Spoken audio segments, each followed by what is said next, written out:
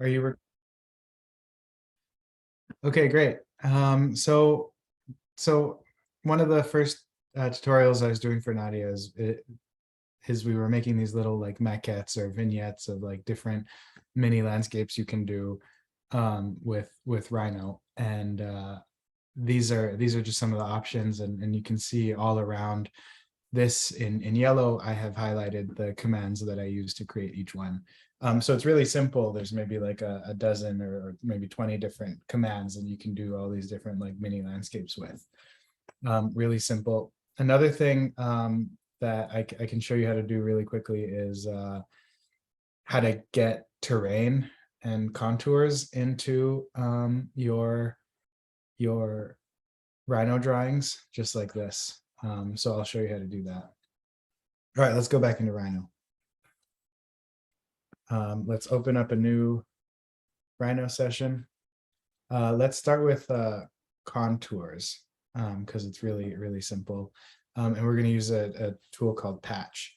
So if you're working in like AutoCAD and you have your contour elevations, or ArcGIS and you have your contour elevations, and you want to make them 3D into Rhino, I'll show you this process. It's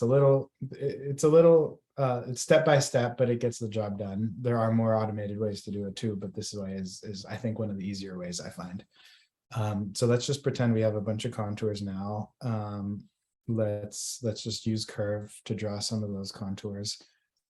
So I'm just, again, using the curve tool to just put these little lines wherever I want, that kind of represent different contour elevations. And again, you might have these in your data already. I'm just drawing them for this example. And I'm going to put them at the right heights now. So maybe this contour is at 3 meters. So I'm moving it up 2 meters from where it is now. And maybe this contour is up 1 meter, right? And again, I'm just using the Gumball tool to specify where these all are. Right? So I put these contours at the right height. And I find this works better with closed shapes rather than open shapes. So again, some of your contours may spill off onto the side and be open shapes, right? Because a lot of our drawings have contour lines that don't end up closing in on themselves on the same drawing. So just make your contour lines bigger and extend a little bit farther, and use a bounding box even, right? So like by bounding box, I mean like just put like a rectangle around your contour area to contain the shape that we create using those contours. Okay, so now that we have the height and the bounding box for the contours we want to draw, select everything I have in this drawing and just type in Patch. And use the default settings that they give you for now just to see what happens. Hit OK. So it created a surface, and again, you can't see it because you need to go into shaded view to see that contour surface. So it's not perfect, but it's using every single line, that contour line that you drew in there to form a value for the earth. But again, your contour lines, the lines themselves aren't perfectly representative of the earth either. You can use, you can customize, whoops, sorry. Let's go back into Rhino, type in Patch. You can customize some of these settings to get maybe a more refined shape. So let's change stiffness down to 2. And then you have a more accurate shape. Just play with it, and you can get the shapes you want. But that's basically how you do contours. Okay, so let's delete any of that. And let's go back to Miro.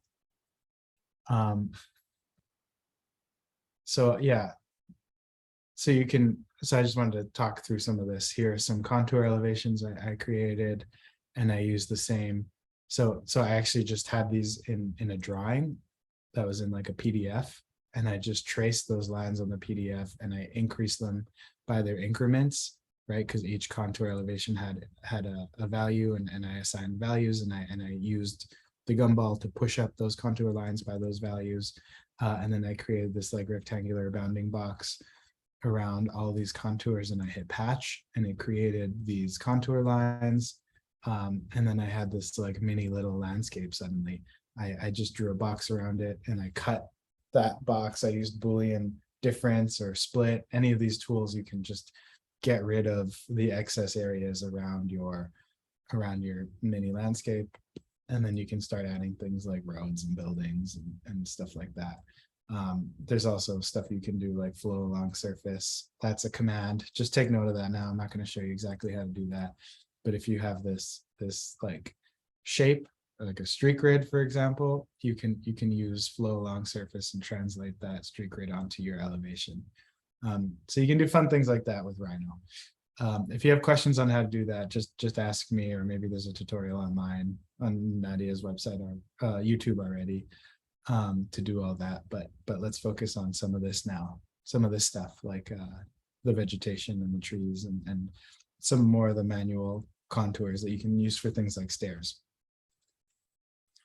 And then we'll also do this kind of geodesic shape here, or this cube shape, in a kind of Buckminster Fuller style, using a tool we already used called pipe. Okay, let's go back into Rhino. Let's start there with the pipe tool and the pipe command, because it is fun, right? So it's really simple. Let's just type in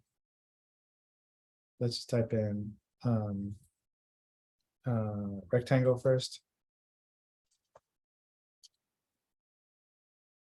And again, at the top, you can use grid snap to specify exactly where on this grid you want to snap your lines to. Or it snaps to the grid when I have grid snap on, and then it snaps kind of freely anywhere between the grids when I have grid snap off. So for very straight lines, I like to keep grid snap on. So now in my cube here, let's type in line, so click my first line. Whoops. I have grid snap and I want to keep ortho on too. So ortho will help me draw straight lines. Let's delete that. Let's delete that line, do it again. Let's type in line. I want grid snap on.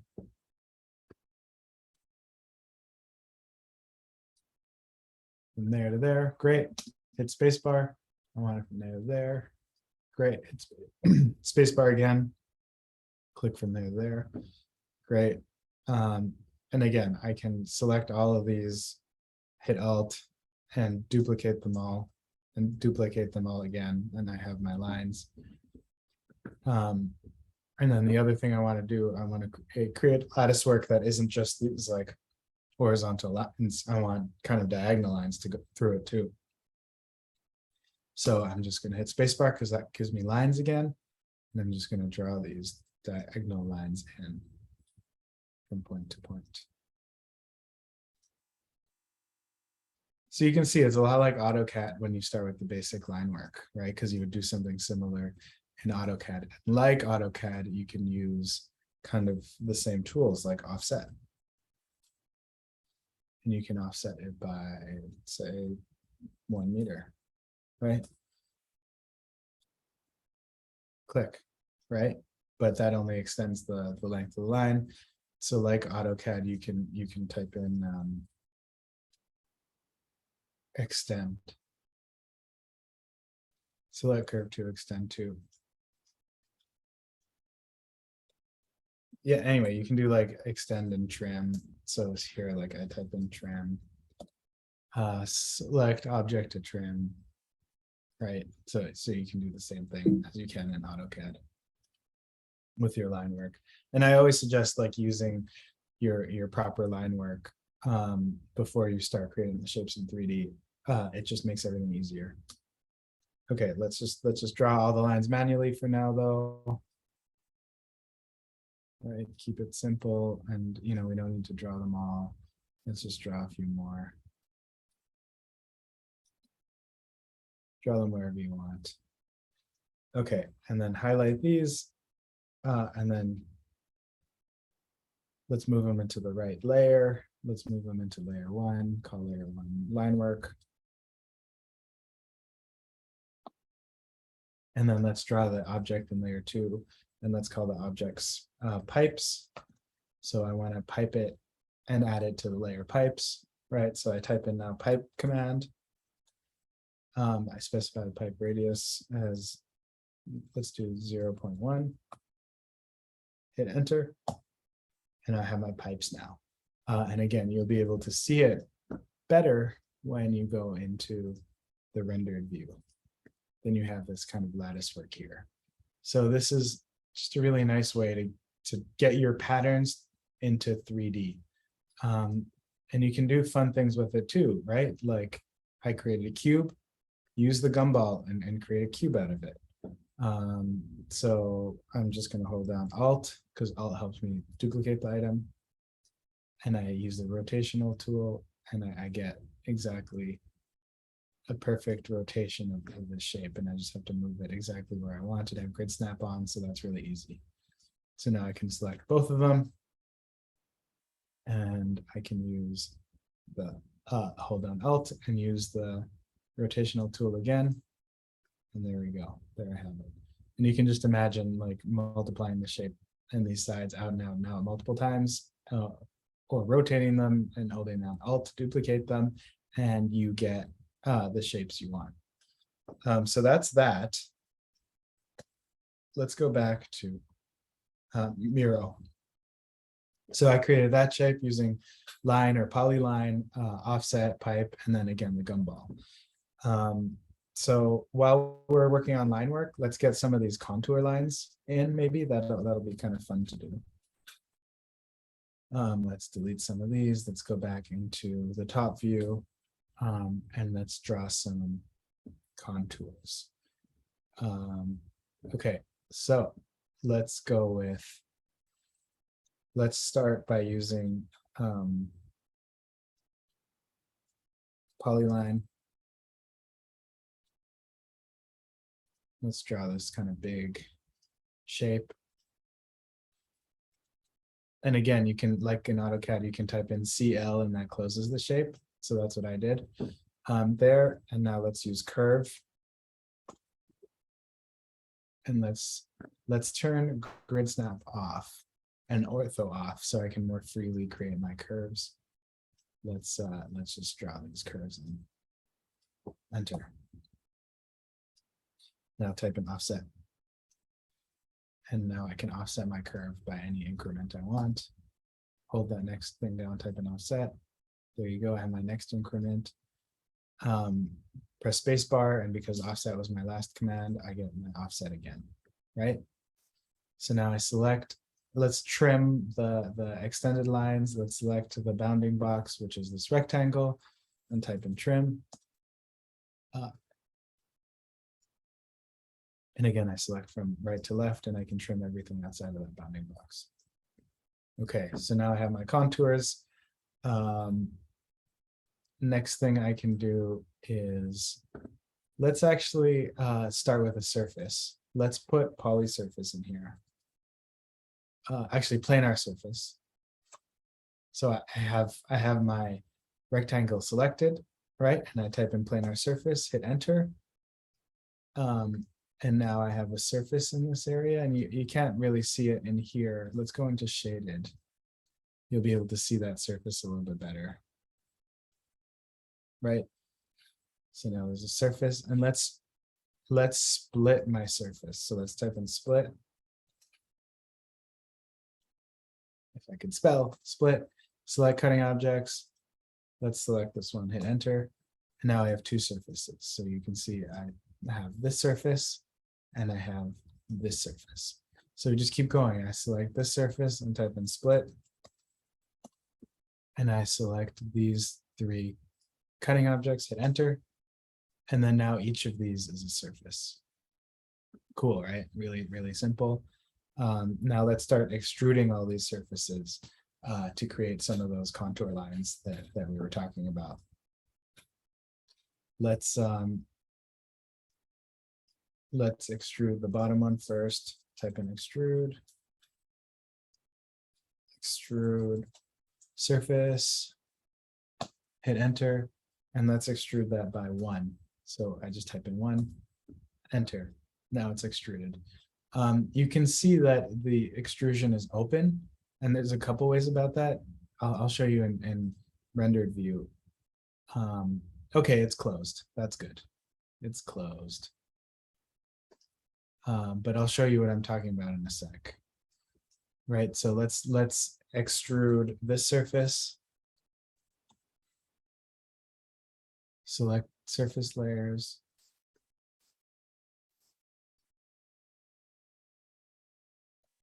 Whoops. Let's go back and select this layer and type in extrude surface. Oh, I typed in extract, that's why. We want extrude. Extrude surface.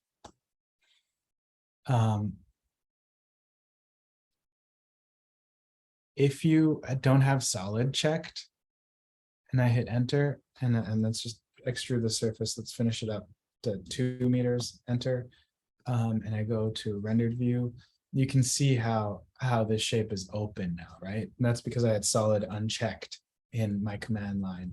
And if that happens to you, there's this really easy command where you just type in cap, hit enter, and that just caps off that object that you have selected. But the even easier way to do it is just to make sure that you have solid selected when you're extruding surface. Okay, let's go back to shaded. So we found my lines, find this line here. I type in extrude surface, hit enter, and bring this one up to 3. But before I do that, I choose solid. Then I type in 3, hit enter, and I choose the next one. I hit enter because my last command was extrude. I type in 4, enter, right? Because my contour increments are 1 meter each, so that's why I'm going incrementally up. And then I hit enter again to extrude this surface, and I hit 5.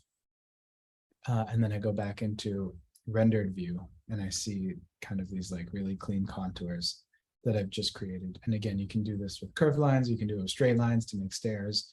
You can even do it on both sides, like imagine a little riverbed in the middle. It's just a really great trick to have. So let me go back to Miro. And I just want to show you this is exactly what I used to create these contours here. And again, you can use those same tools to create these more natural looking contours in here, like this riverbed. So while we're on the note of more natural features, I think we can spend a little bit of time working on some vegetation. And if there's a little bit more time, I can just show you some really quick tricks for buildings. All right, let's work on vegetation. Now for vegetation, I like to keep it really simple, right? Because if we're working with like landscapes and forms, we want to showcase the forms underneath the landscapes. If you start filling up your landscapes with like trees and again, when we're building things, yes, plants, lots of trees, we want big heavy tree canopies. But when we're highlighting some of our design features, sometimes like tree canopies can take away some of the more detailed and nuanced stuff in your designs, like paving patterns or forms or elevations, because trees are just so big, and because the canopies can be so large and voluminous, they can really attract the eye. So I like to, in my designs, especially around like especially with deciduous trees, I like to show maybe deciduous trees more as like sticks or as their like winter form, just so you can show what's underneath a little bit better, right? Because you can just imagine like a full deciduous tree canopy here, like you wouldn't be able to see the landscape underneath. It'd be blocked out. And again, you can use transparencies and things like that to play with some of that, and that's totally up to you and your designs and what you're trying to communicate. But let's go and create some trees. So let's start with deciduous trees. And I'm going to do that with a really simple tool called Cone. So from my top view, and this is where I use top and front view at the same time, and you can see how I do this. So from my top view, I'm just selecting the base of the cone, which I want to put here. And in my front view,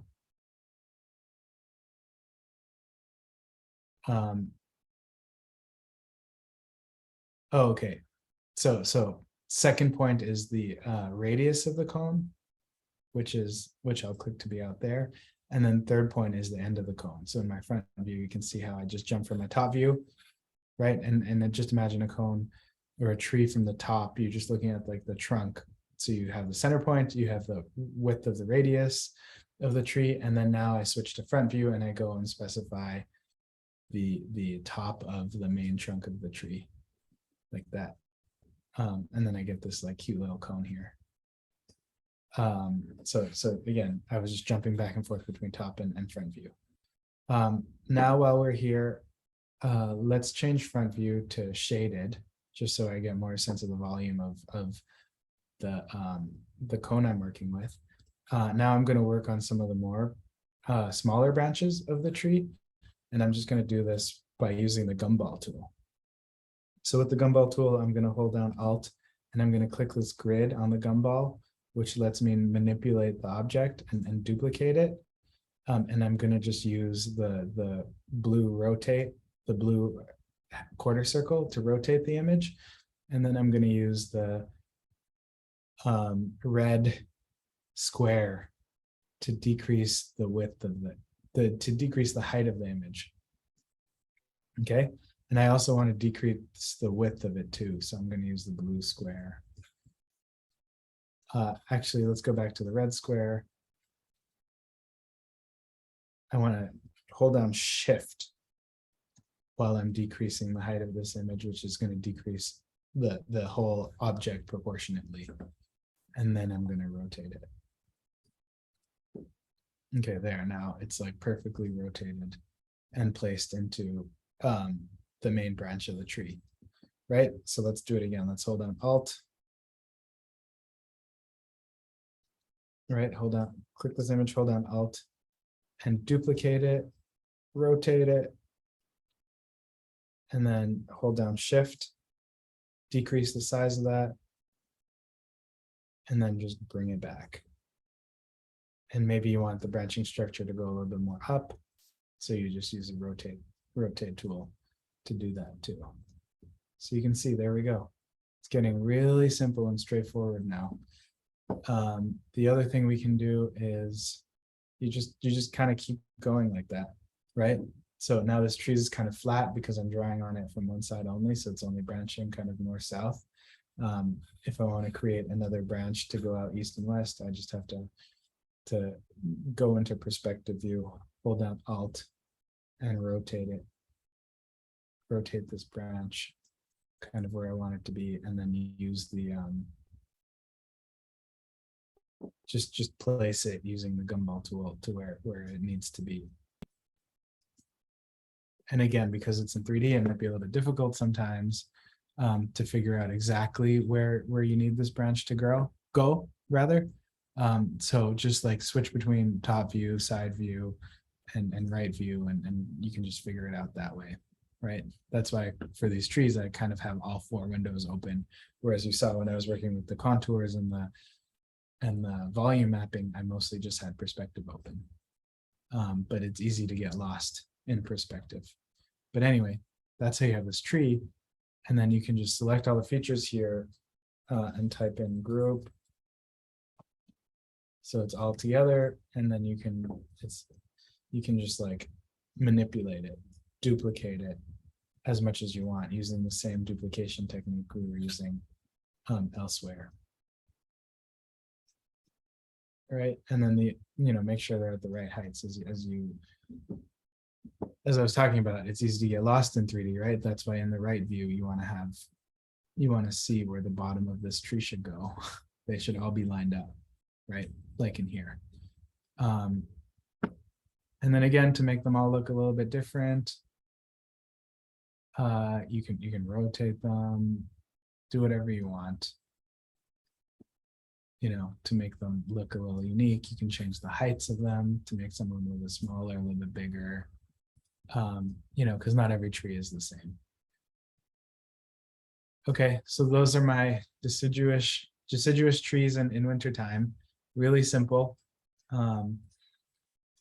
Any questions so far?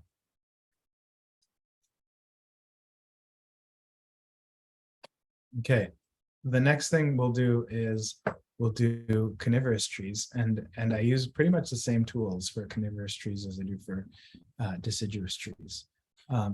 So let's start in top and front view again. Let's use cone. Select base of the cone, put it here. Select radius of the cone, put it here. Select height of cone. Let's put it just here. Okay, so it's a more stout base than before. And then what I'm going to do now is use cone again. Select base, select radius. There, a little bit wider. Select height. Start there, right? And that doesn't really look like a tree, right? So we need to move the top down a little bit. Let's move that down to there, right? And then let's make the base of it a little bit wider. Hold down shift while we make the base wider. Okay. So that's the first layer of the coniferous tree. I hold down Alt, and then hold on the drag the up arrow, which is in blue, and I get a second shape. And let's make this one a little bit smaller with the Gumball tool. I'm just going to hold down shift to make sure it gets smaller proportionately. That's great. And I'm going to just do it again. Hold down Alt, duplicate that top cone, and then hold down shift and click the little red square and make it smaller. And then there we go. There's my like little coniferous tree. And again, instead of just using cones, you can also use pyramids if you want more of that like clean kind of shape instead of circular shapes. I like straight edges, so sometimes I'll make my trees out of pyramids. And again, with pyramid, you can adjust the number of sides. This is a 6-sided pyramid, but if I want a 3-sided pyramid, you can do that too.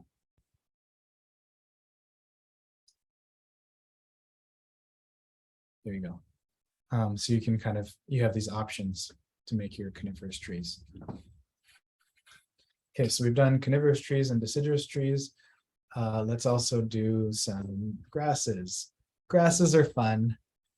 And I do them in the same way I do the deciduous trees. And that's with cone, or you can use pyramid too. And actually for this time, let's use pyramid. And you can choose it in the menu, or you can type pyramid. Let's do 3-sided pyramids to make these grasses. So maybe they're sedges because they have edges, right? So let's do that. I just drew a little really narrow 3-sided pyramid, and that's going to be kind of the foundation for my grass, my bunch grass or whatever. I hold down Alt, I duplicate the shape, I rotate it, right? I rotate it a little more. Then here you go. That's kind of like a blade in the bundle of grass. And I'll just do it again. Select both of these. Hold down Alt.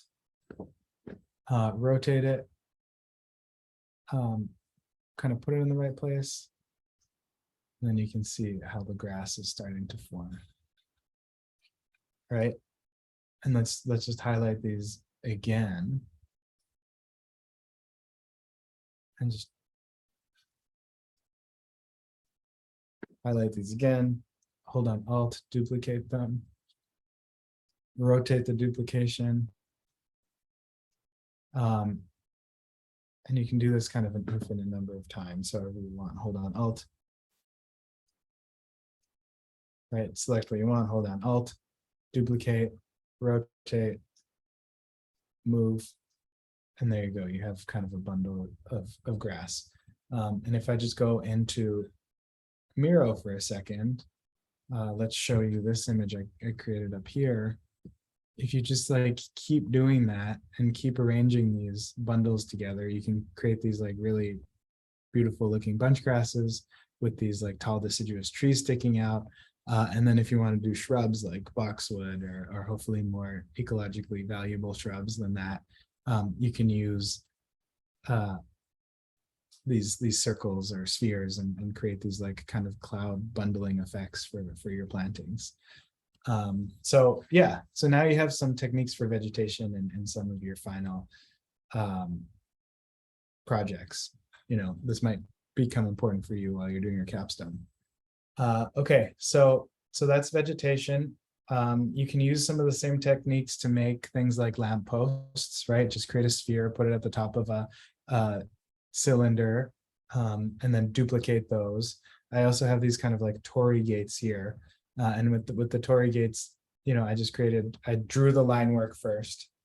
And then I put a surface between all the lines, and then I extruded that surface, and then suddenly I had a gate, and then I just rotated the gate up. If you want, I can show you how to do that. How much time do we have, Nadia? We have about 25 minutes. Okay. We could do 20 minutes so we can leave some questions open at the end. Okay, I'll just show how I would do the gate really quickly. And then maybe I'll show you some techniques for like Boolean difference and Boolean union, so you can have ideas for how to do buildings and carve out windows and stuff in those buildings. Okay, so let's for the gate. And again, you can use this thing for anything. So I'm going to use it to draw a gate, but maybe you can use it to draw a chair. Let's do that. Let's type in polyline, start of polyline, and again, let's turn on grid snap and ortho. Okay, I'm just going to draw a really simple gate shape.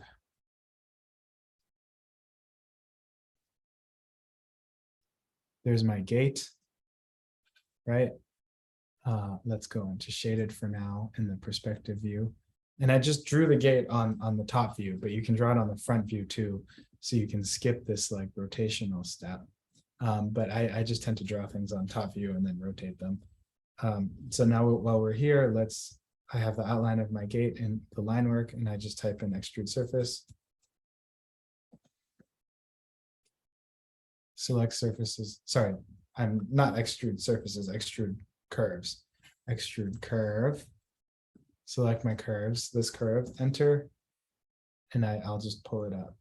Let's just pull it up by 1 meter, let's say, as an example. So that's that, right? I have my extrusion, which is here, and I just hold down Shift, and I rotate this. And holding down Shift will help you rotate it freely, but if you just want to rotate it by the cardinal directions, just don't hold down Shift. Just leave it like that. So then you have your gate. Okay, and then you can like reproduce this multiple times. So you can have your like array of Tory gates or whatever. And then there's yeah, okay. So that's that, and you can imagine drawing line work instead of gates. You can imagine drawing like chairs as an example, right? So let's type in polyline. Let's just like start drawing a chair.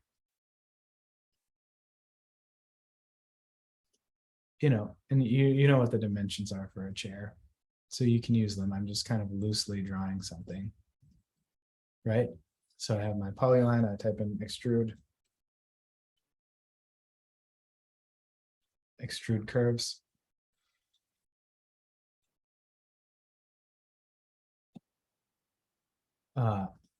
Right, and then I just rotate it, and I basically just pulled my chair out of the earth like that. Really simple. And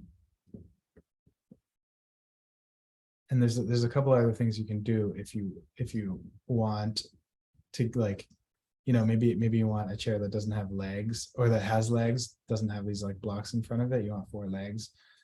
I'll show you how to use Boolean difference to get rid of that. So you can just like kind of create this shape underneath.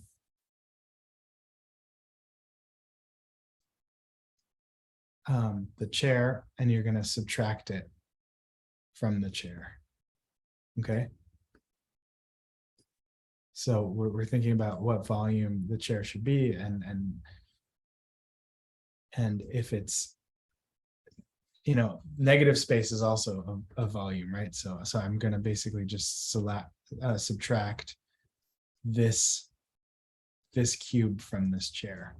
So I'm going to type in Boolean difference, select, and then just follow the instructions up here. Select surface or poly surfaces to subtract from.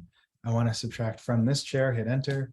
Select surfaces to subtract with. I want to subtract with the shape, hit enter. And then there you go, there's your chair. Really simple. We're going to use Boolean difference now to do other things like carve out doorways and windows and buildings. So let's just draw a building now. Polyline. Let's draw a little house using polyline. Click my first point, second point. Turn off ortho, right? I want to turn off ortho because I want to draw diagonal lines. Ortho makes me only draw lines orthogonally, or kind of with 90 degrees, 0 degrees, 180 degrees, 360, 278, those hard lines, right? But let's just finish this house and type in CL to close the shape, right? So now I have this shape here. Let's type in extrude curve, and let's just extrude this house out of the earth and rotate it. Oops. There we go. There's my house. Really simple. Now I want to carve out some windows in that house. I'm just going to use cube here.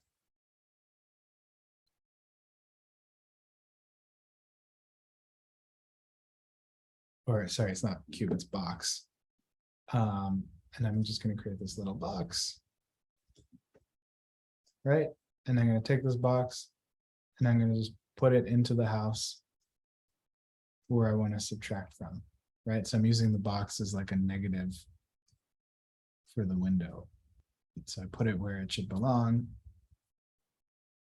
And let's just move it over a little bit.